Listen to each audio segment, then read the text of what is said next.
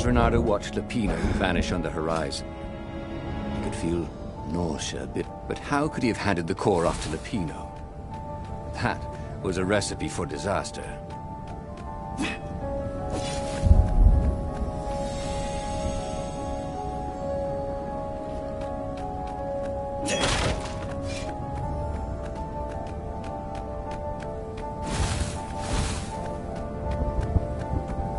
Hoped his hook didn't break.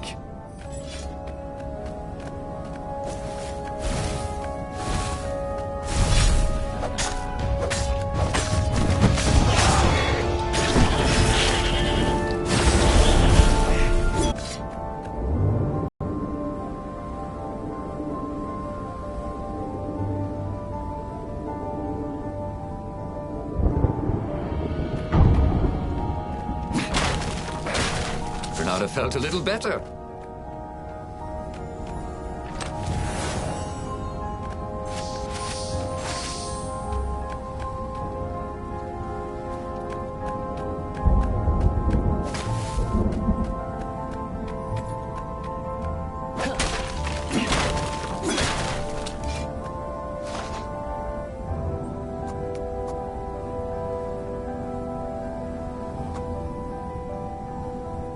It was more and more extraordinary.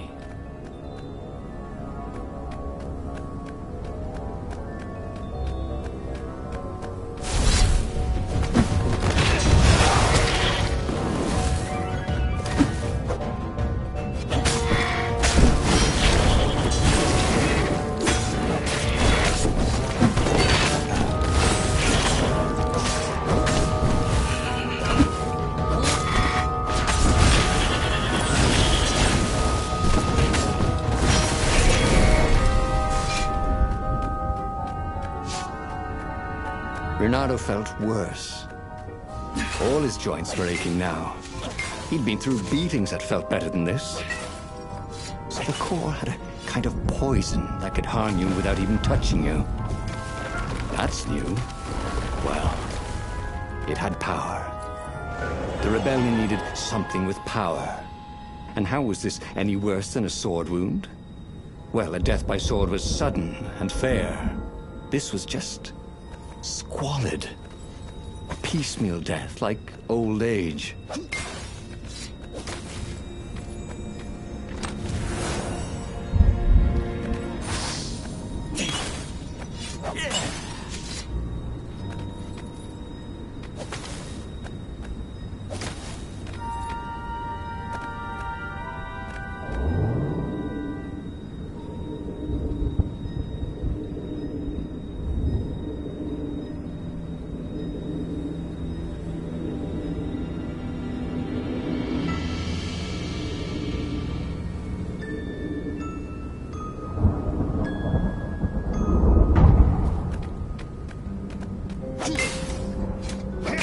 Artisans he was creating employment for. Truly, he was a job creator.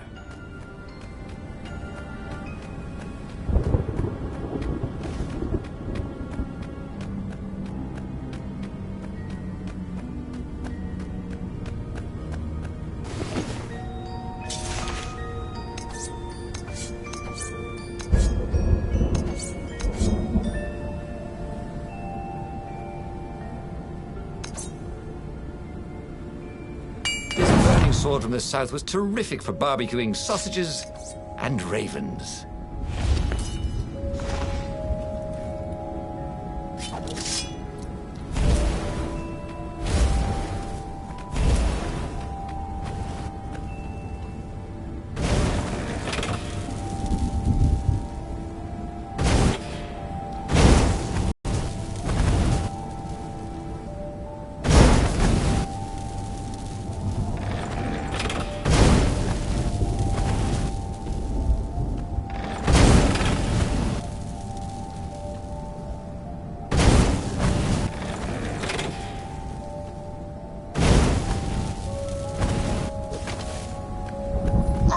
Shall we dance? Called the lead raven.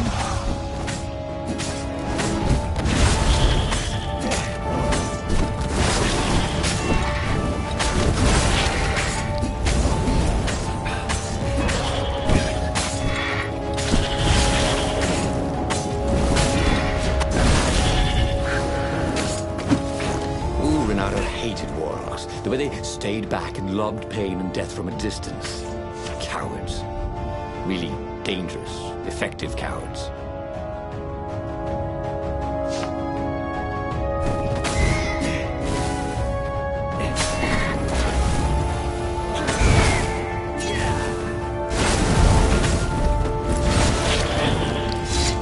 Bernardo had learned so much. It was time to turn it into something he could use.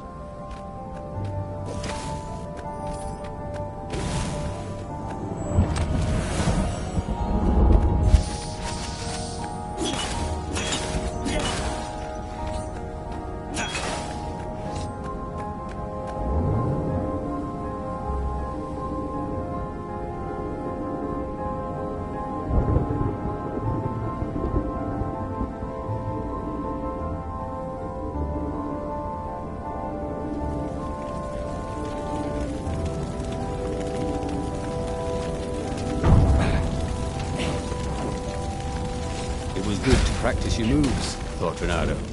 Keeps you limber.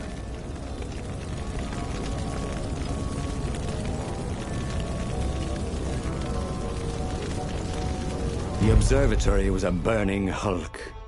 Dead scientists everywhere. Bernardo found the mad rabbit cowering under a desk. The ravens, they must have known we were coming, said Lupino. How did you... Well, see, I was doing a card trick with my lucky deck, and I kind of bobbled the cards, so I went under the desk to gather them up, and boom! I guess we'll have to take the car straight to the secret base. The secret rebel base. Yes. They had engineers there. But wait. Calaveras, the sage in the mountains. Maybe he would know what to do with the naked core. The core was killing him. Calaveras had given him the maps to find the armature and the core. If anyone knew the true name of the Transcendent Emperor, if anyone knew how to assemble the Sky Ripper, Calaveras did. If anyone could heal Reynardo and render the core safe, at least to its bearer, surely it was he.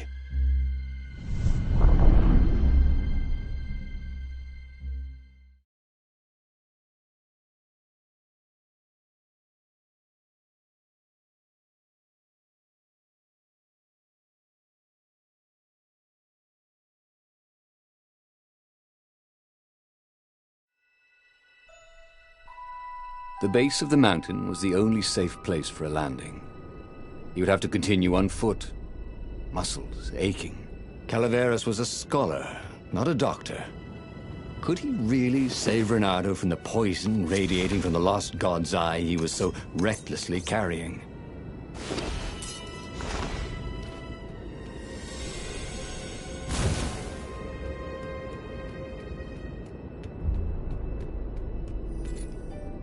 That was always a rush.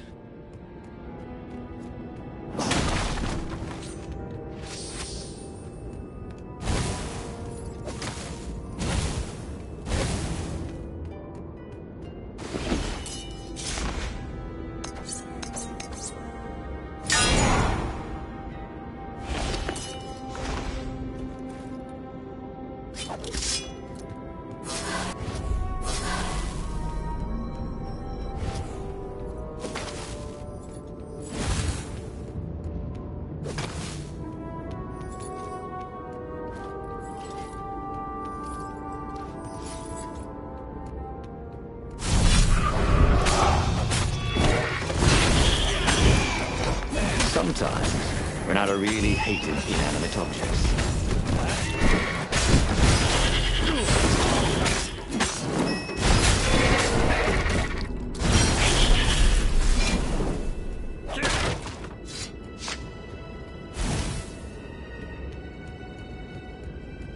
Oh, this was not a fun way to die.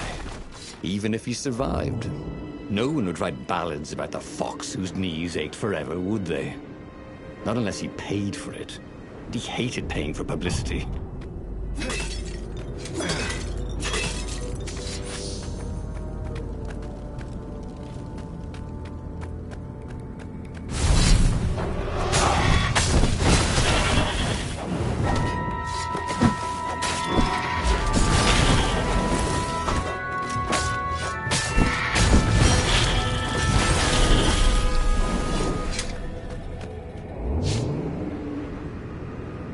Take a leap of faith, said the inscription.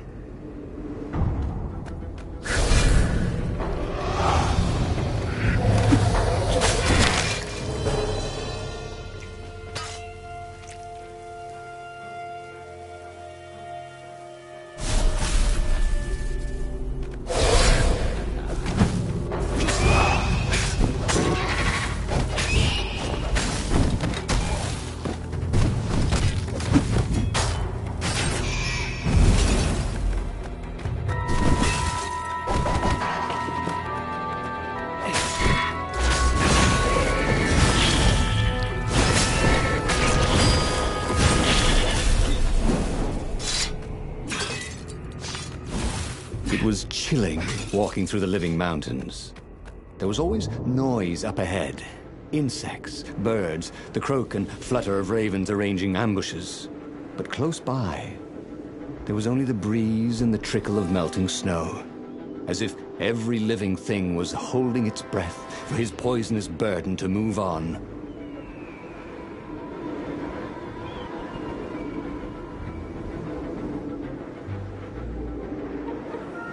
Bernardo's paws were getting numb. Calaveras really didn't want company, did he?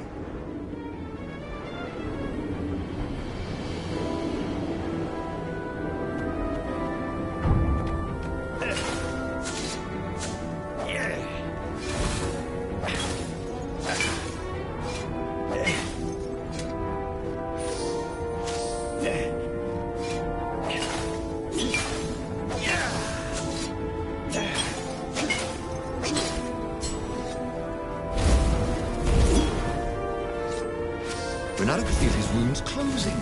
It was weird.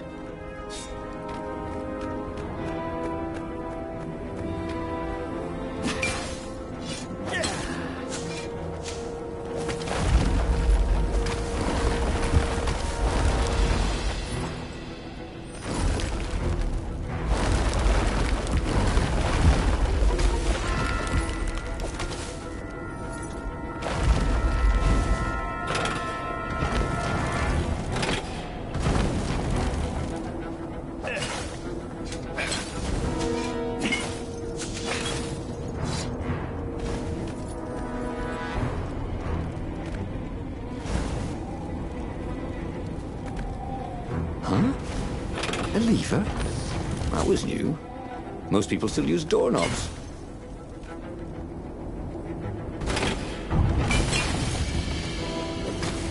Time was running out for the rebellion. They might already be fighting the Imperial fleet. Everything hinged on Calaveras' ability to turn an exiled god's eye into something deadly.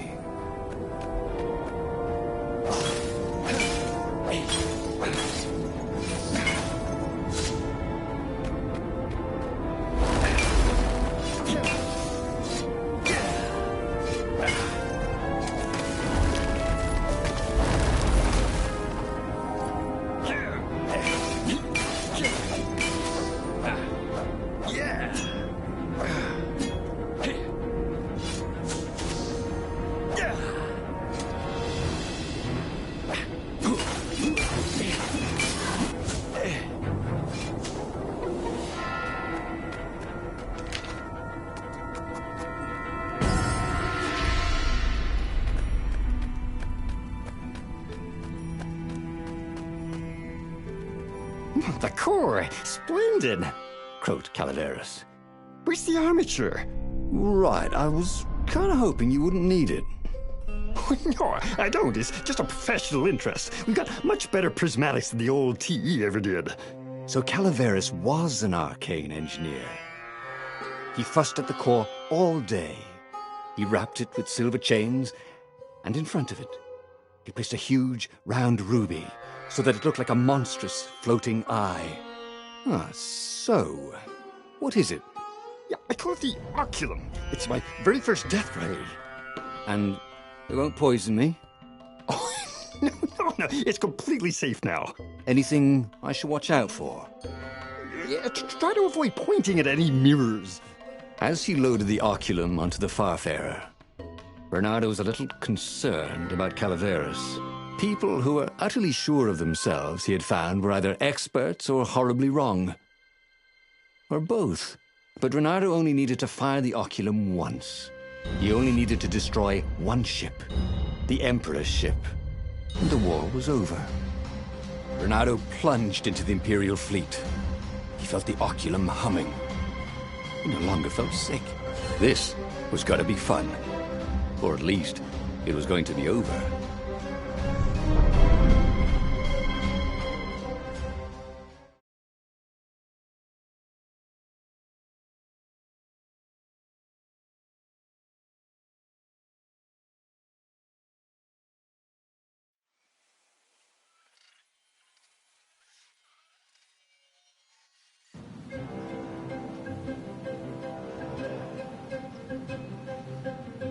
Reynardo came.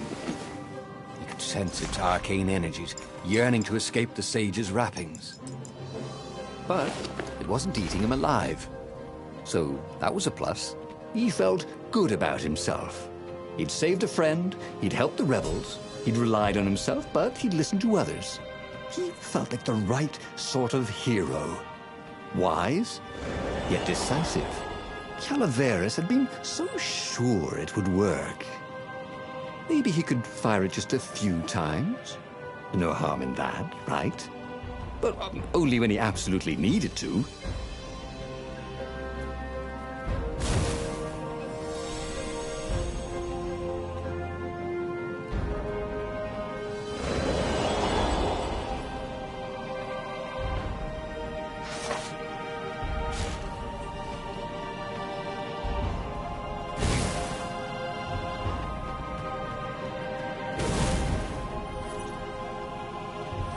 The portal was heavily guarded. Must go someplace they really didn't want it to go.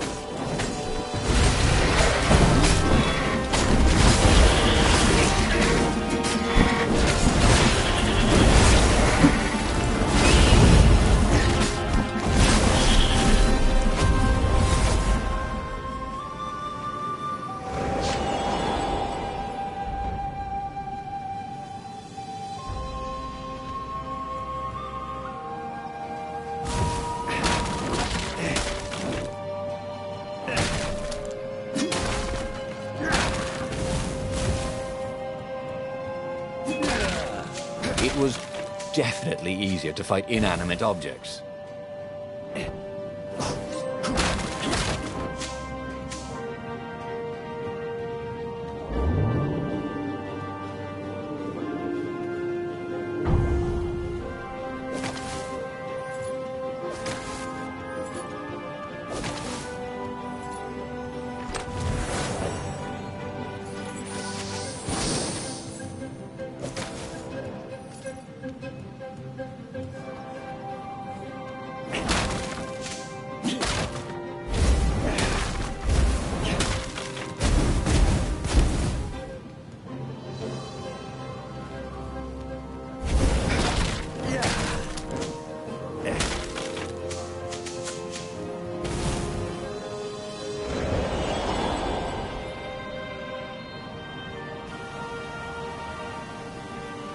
Can't we just agree to disagree? Said Reynardo. No?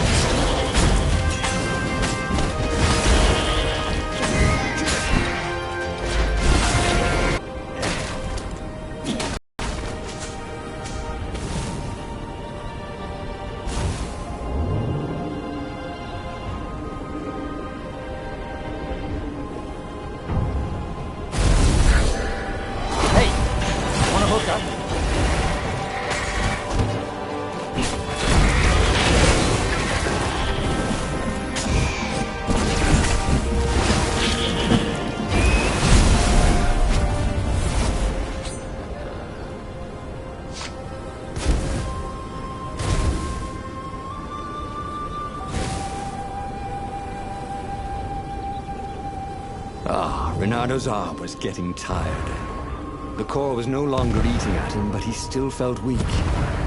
His stamina was shot. But he had the oculum. When the ravens swarmed him, it would sometimes fire its death ray. It seemed to be warming up too, firing more and more often. Maybe he should let it cool off. Yeah, he decided to stop using it entirely.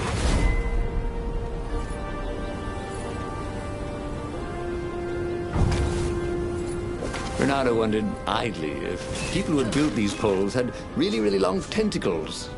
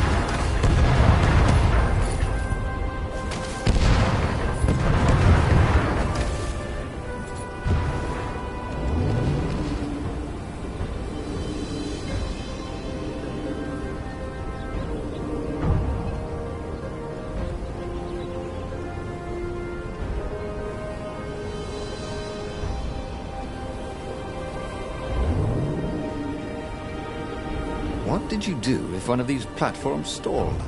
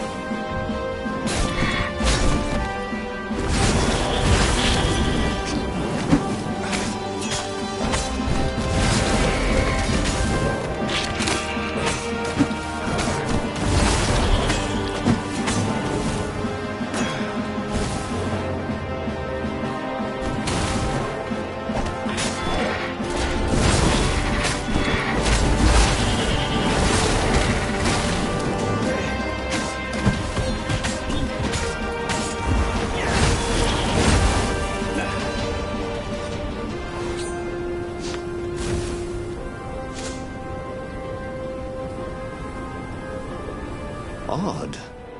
The oculum was still hot to the touch. He almost thought it was getting even hotter. Well, that was ridiculous, of course. Anyway, he'd only to fire it one more time, and then he could chuck the whole contraption into the abyss. And the Emperor's ship was now in range. Bernardo squinted. He could make out the line of ravens protecting the ship. Zenobia in front, conjuring. And on the deck, yes, that was His Imperial Majesty, pacing in his golden armor. Bernardo lined up his shot and fired. Caught in the beam, the ship burst into flames. The ravens and Zenobia exploded. The Emperor, too, exploded. Bernardo waited for the beam to stop, but it only got brighter, and the oculum hotter. Frantic, Bernardo pulled the oculum towards the abyss. The ruby burst into flames. The shiny metal casing glowed, then melted. That was good. Now the core could cool off, right? Bernardo ran. The blast incinerated him instantly, along with both fleets. The shockwave could be felt across all Erda. That winter, with neither Empire nor rebels to rule them, the islands slid into banditry. And so began the Second Age of Darkness. Okay, that was weird. He could have sworn he just died. Instead, he was on the Farfarer, sailing away from Ubar. And it was still burning. He'd fled burning Ubar years ago, hadn't he? And now he was back there.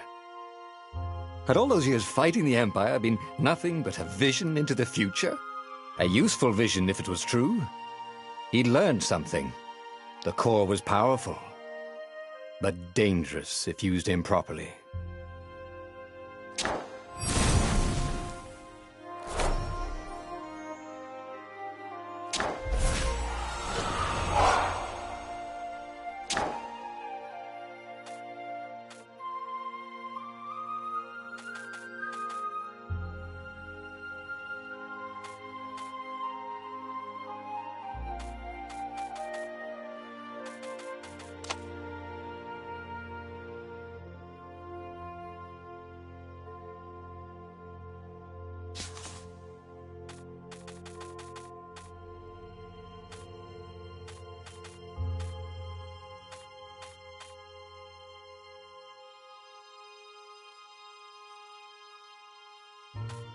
He'd made bad choices.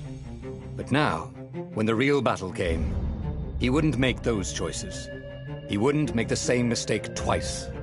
The book's pages began to flip backwards, towards the beginning. And he realized that his adventure was just beginning. The clouds parted over the Isles of Boreas. It was time to choose. The rebellion was in trouble. Ravens were scouting for the secret rebel base.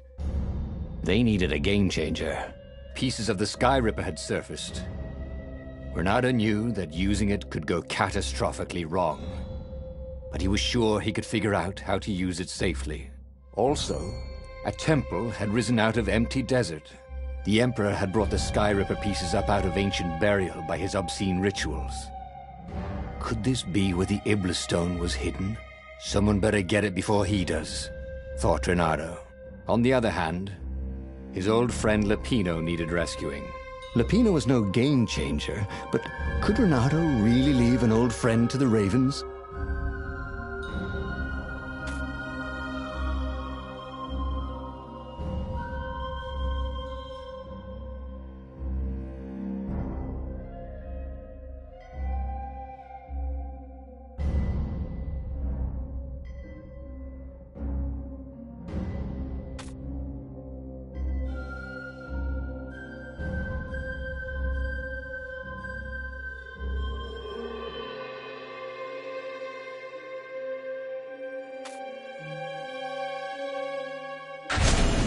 Every child knew about the Sky Ripper.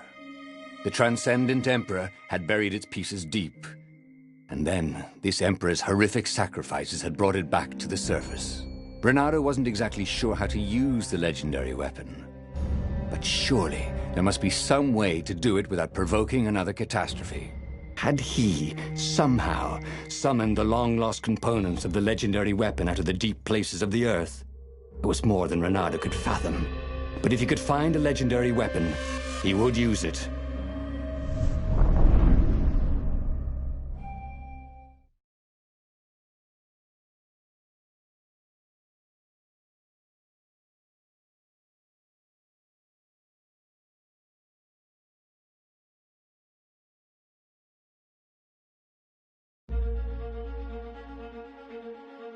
As he set foot on the island, Renato could not help but feel a tinge of guilt.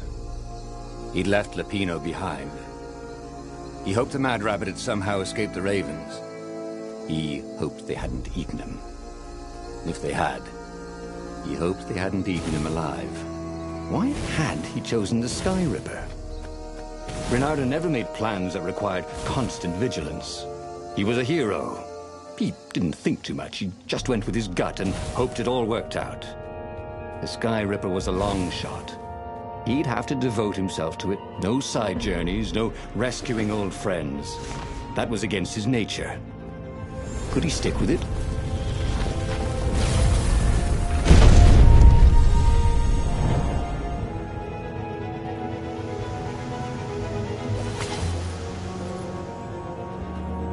Once you try it, you're hooked.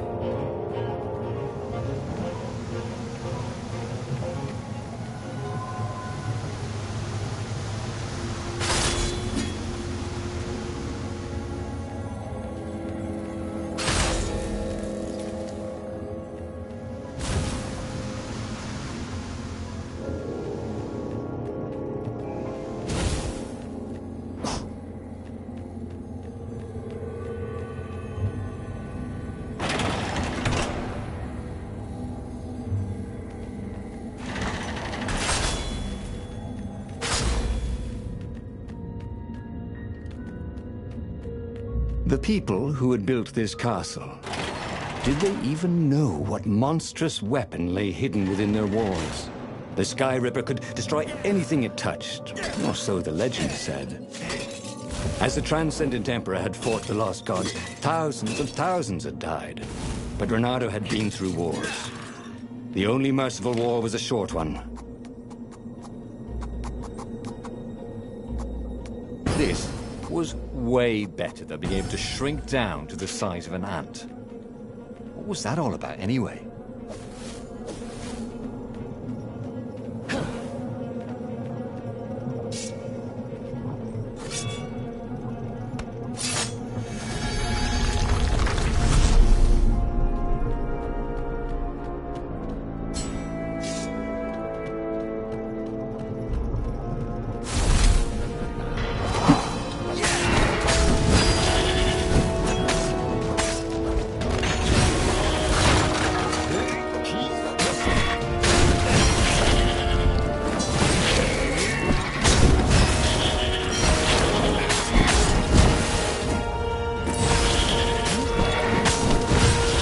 Go away.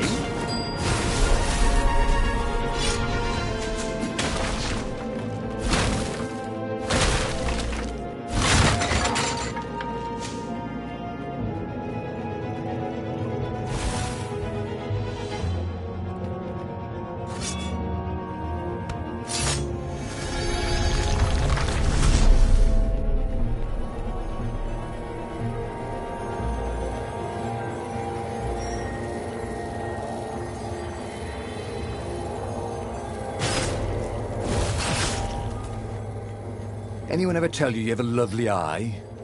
No?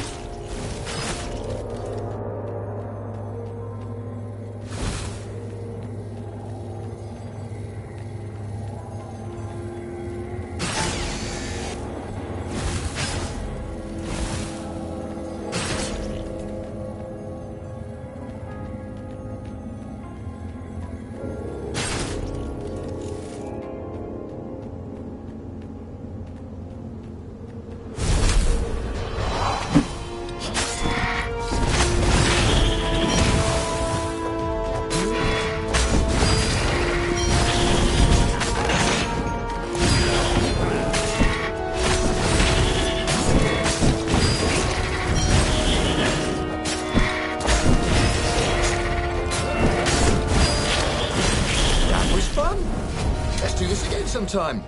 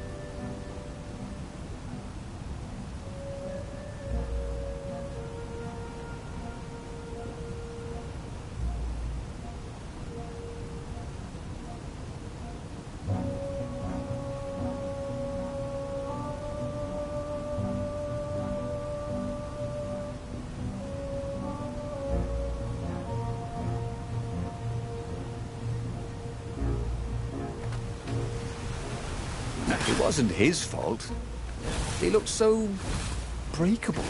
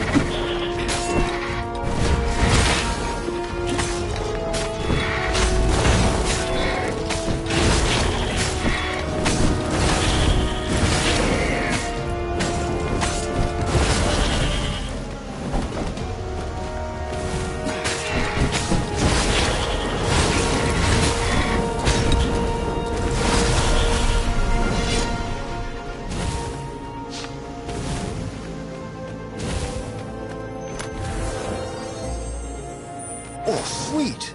A gem. All he needed now was a workbench, and he could slot it into his gauntlet. There had to be a way to use the Sky Ripper without causing a catastrophe. Why? Maybe it's always dangerous, he imagined Zenobia saying. Always the voice of reason, that one. Well, there had to be a way to use the Sky Ripper, because not being able to use it was boring. So there.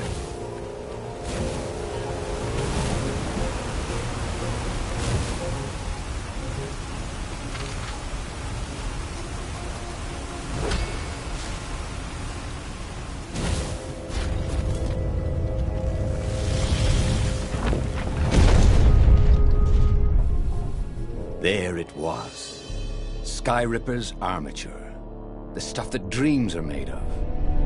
Engineers' dreams, anyway. The device was intricate. No one alive had the skill to make a thing like it. How was it part of a weapon at all? He'd have to ask a scientist. But first, he'd get the second piece. Sky Ripper had a heart. A core that had come to rest on the next island. Well, there was another island he could reach. Zenobia had just invaded it with her father's Raven battalions. She must be encamped there still. But fighting Zenobia now, that made no sense at all. He'd already sacrificed one friend to get this armature, was it? He didn't need to hurry to face her. She would find him.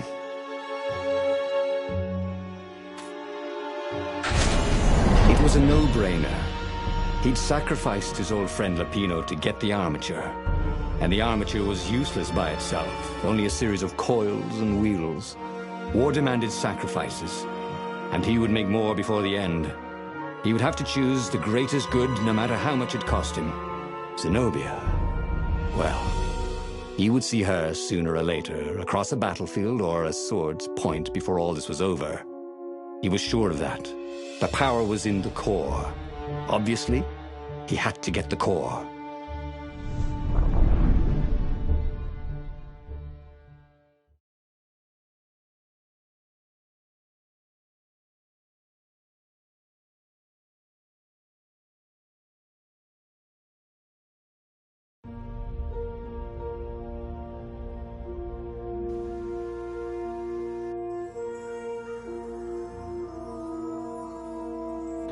Doubt sunk in before he was even out of sight of the Farfarer.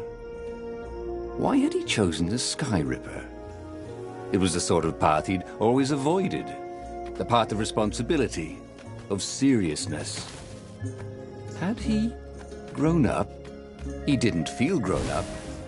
He'd made this decision from his gut, like he always did. Somehow, he'd impulsively decided to stop being impulsive. Did that make any sense?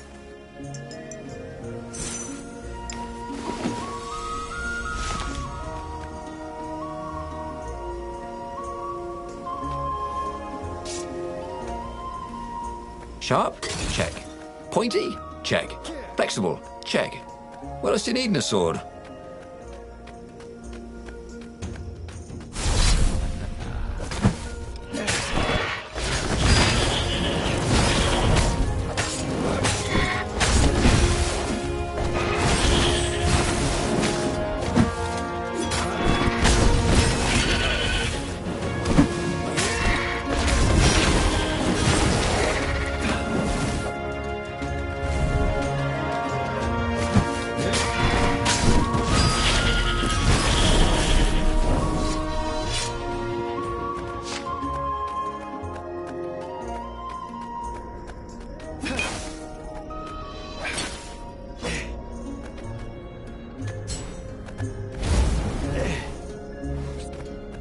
There was something sour in the air. Like the earth had ruptured over something that had been fermenting for a very long time.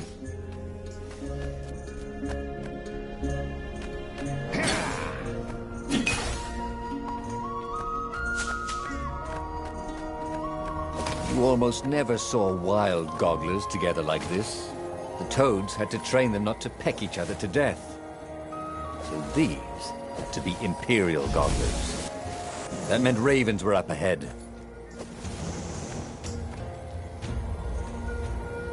What were these poles exactly? Parking meters from the time of the lost gods?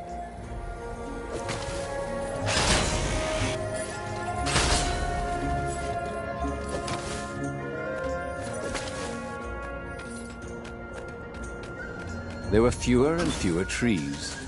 There were only these huge crystalline growths. Had those been here before? He no longer heard birds except for the feverish cawing of the ravens when they attacked. He couldn't smell the small animals of the forest, the mice and rabbits.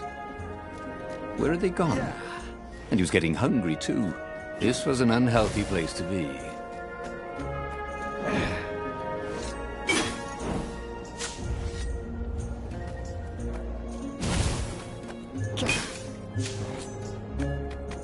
Bernardo had been the terror of the sandcastles when he was 2.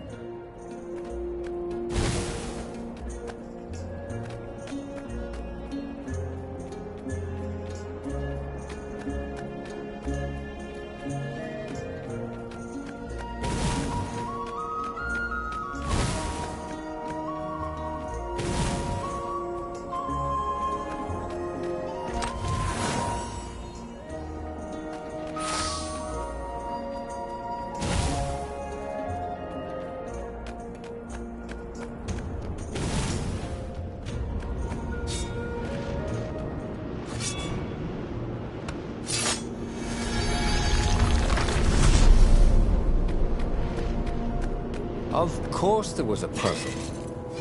You couldn't expect the transcendent emperor to bury a god's eye in a leather sack where anyone could pick it up.